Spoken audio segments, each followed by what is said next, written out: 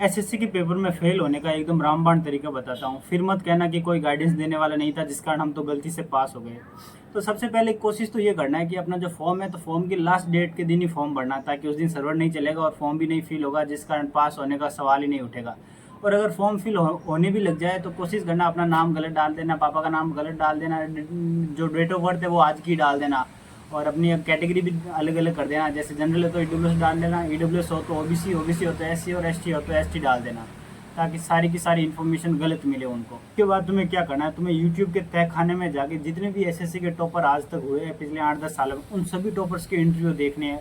3-4 हज़ार इंटरव्यू है, ज़्यादा नहीं, वो पूरे देखने हैं और उनके डिटेल में जो भी उन्होंने बताई है वो चीज़ें देखनी है और उन सभी चीज़ों को फॉलो करने की कोशिश करना है। ऐसा मत करना है कि किसी 1-2 टॉपर के इंटरव्यू देख लिए और उसकी स्ट्रेटेजी के हिसाब से थोड़ी अपनी स्ट्रेटेजी बना दी मॉडिफाई करके, ऐसा बिल्कुल नहीं करना। फिर क्या करना, जो भी टॉपर हुए हैं उनमें से देखना कि किन किन की शादी हो रही है, किसकी शादी किससे हो रही है, लोग हनीमून पे कहाँ जा रहे हैं, वो सब चीज़ भी तुम्हें ध्यान में होनी चाहिए। उनका भी तुम्हें पूरा पूरा ट्रैक रिकॉर्ड का पता होना चाहिए। फिर पता करना है कि उनमें से कितनों के बच्चे हो गए, और जिनके बच्चे हो गए उनका बच्चों का मुंह दिखाई कब हुई है, देखना है कि बच्चों का नाम क्या रखा, किस टीचर ने उन बच्चों के बारे में क्या बोला है। इन सब चीज़ों की भी तुम्हें पल पल खबर होनी चाहिए। अगर ये सब चीज़ों की खबर नहीं रखोगे तो एसएससी में पास हो जाओगे गलती से। ये सब चीज़ें ये सुनिश्चित करेगी कि तुम एसएससी में बहुत जल्द फेल होने वाले हो।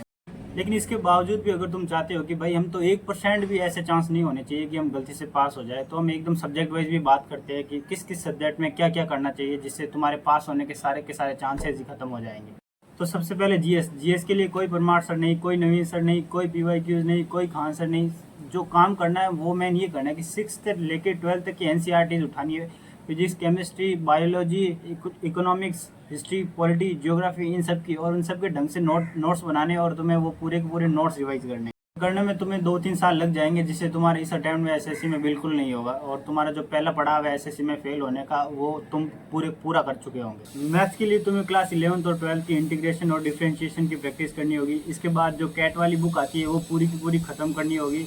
कैलकुलेशन वगैरह पे बिल्कुल काम नहीं करना, कोई सेक्शनल मॉक नहीं देने, और अपने एसएससी के फील्ड के किसी भी टीचर को फॉलो करने की कोई जरूरत नहीं। इससे तुम्हारा मैथ्स में भी खात्मा बहुत जल्दी हो जाएगा। रीजनिंग में बैंकिंग और कैट के पीवाईक्यूज की प्रैक्टिस करने हैं। रीजनिंग में सेक्शनल बिल्कुल नहीं देने, किसी भी टीचर को फॉलो नहीं करना, पिनिकल वगैरह बुक की तुम्हें कोई ज़रूरत नहीं है। बस बैंकिंग और कैट की पीवाईक्यूज करने हैं, और उनके जो पजल आते हैं बड़े बड़े 1-1 पेज के, वो सॉल्व करने की कोशिश करनी है। इससे तुम रीजनिंग में भी गर्त में चले जाओगे। इंग्लिश के लिए तुम्हें किसी भी तरह के ब्लैक बुक या नीतू सिंह की वॉल्यूम 1 की कोई ज़रूरत नहीं है। तुम्हें क्या करना है, इंग्लिश में शशि थरूर के जो भी इंटरव्यू है उनमें जो टफ वर्ड है उन वर्ड्स के नोट्स बनाने हैं और उन्हें ही बार बार रिवाइज करना है। और इसके बाद ऑक्सफोर्ड डिक्शनरी को उठाना है और उसे A to लेके Z तक उसकी सारी की सारी 20-25 हज़ार की जो उस पर वो कैब है वो पूरी आपको याद करनी है। और तैयारी के दौरान गलती से मॉक वॉक मत देना। मॉक तो सिर्फ एक ही देना है, वो सीधा पेपर के दिन टीसीएस की लैब में बैठ के ही मॉक देना है। इसके अलावा हमें कहीं भी मॉक देने की कोई ज़रूरत नहीं है।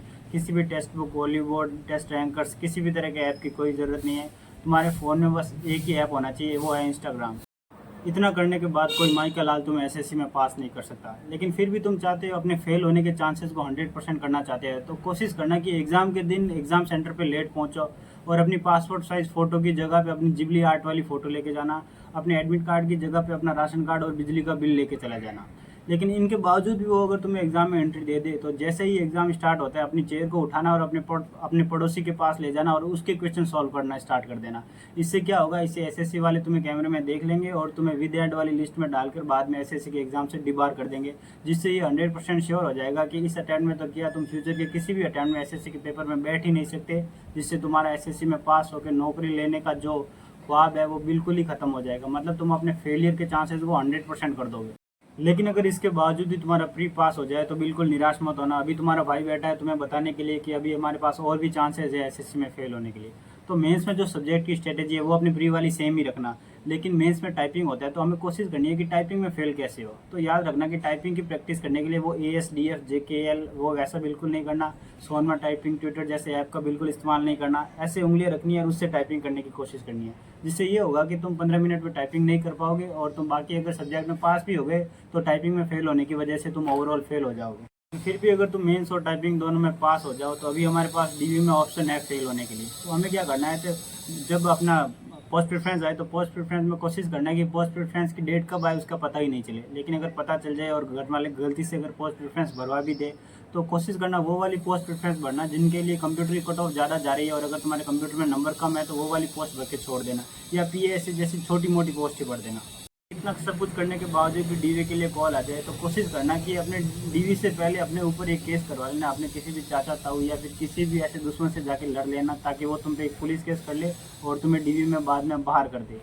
लेकिन याद रखना कि हमने इससे पहले भी DV के लिए तो इंतज़ाम हमने शुरू में ही कर रखा है। जो भी नाम गलत लिखे थे, जो हमने डेट ऑफ बर्थ आज की डाली थी, जो हमने कैटेगरी सेलेक्ट गलत की थी, तो वो सब मिलके ऐसा 100% हो जाएगा कि तुम्हें एग्ज़ाम में डिबार कर देंगे, बाहर कर देंगे, तुम्हारा सिलेक्शन बिल्कुल नहीं होगा।